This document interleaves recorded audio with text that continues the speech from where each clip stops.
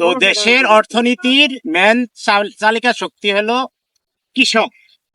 আমরা যদি কৃষকদের ভালো না রাখতে পারি, আপনি যাই করেন, আপনি যত কিছুই করেন, আপনার যদি 1 মণ ধান দেশ থেকে উৎপাদন না হয়, আপনি বাইরের দেশ থেকে সে ধান এনে দেশের ভিতরে প্রোডাকশন করে আপনি যে দেশের জনগণকে ভালো রাখবেন, কখনো সম্ভব না। কৃষককে বাঁচাইতে হবে সব মিলে। আপনি যদি কৃষককে বাঁচাতে পারেন, দেশ বাঁচবে, অর্থনীতি বাঁচবে, ইকোনমিক উপরের দিকে উঠবে। এখানে একটা সমস্যা হয়েছে, দেখেন এখানে এই ধানগুলাতে আপনার এক ধরনের রোগ আক্রমণ করছে। দেখেন এই যে ধানগুলা মাঝে মাঝে এই যে দেখা যাচ্ছে, দেখেন এই যে হয়ে গেছে, এই দেখেন শীষ গুলাই দেখেন। এই যে রাত দিন পরিশ্রম করে একজন কৃষক এই ফসলটা ফলাইলো, তার ঘর পর্যন্ত এই ফসল যাবে না, তার ঘর পর্যন্ত এই ফসল যাবে না। কারণ হইলো এটা চিটা হয়ে গেছে, এটার কোনো আর দাম নেই, এর ভিতরে চাউল নেই। তো দেশের এত কৃষি গবেষণা ইনস্টিটিউট, দেশের এত আপনার সুনামধন্য প্রতিষ্ঠান, তারা মাঠ পর্যায়ে কোনো কাজ করে না।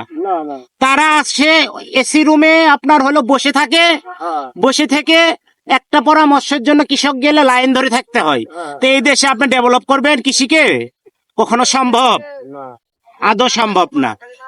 এই আপনার ফরিদপুর শহর থেকে নিকটস্থ ধরেন 2 কিলোমিটারের মধ্যে এই কৃষকটা কত সুন্দর ফসল ফলাইছে, আর আমরা ওই 2 কিলোমিটার পথ হেঁটে কৃষকের সাথে যে একটা পরামর্শ দিব, এই পরামর্শ আমরা দিতে পারি না।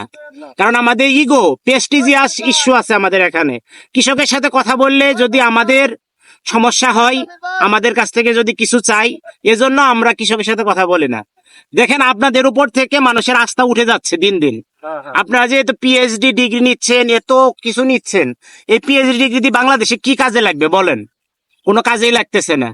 তো ওই আপনার হলো মুরগির খাঁচা থেকে বের হয়ে আসেন, কৃষকের সাথে নিজের সম্পর্ক উন্নয়ন করেন, দেশকে ডেভেলপ করেন। আদারওয়াইজ এটা আপনার সমস্যার সমাধান করা কোনোভাবেই পসিবল হবে না ভাই। দেশকে উন্নয়ন করতে হলে কৃষককে বাঁচাইতে হবে।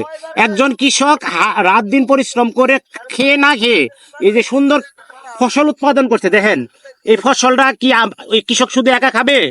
এটা কি কৃষকের শুধু একা দায়বদ্ধতা? এখানে প্রত্যেকটা লোকের দায়বদ্ধতা আছে। আমরা শুধু গল্প করি, কৃষককে আমরা বলি যে কৃষি দিবানিশি, কৃষি আসে বলে আমরা আছি। আমরা কৃষকের জন্য কি করছি?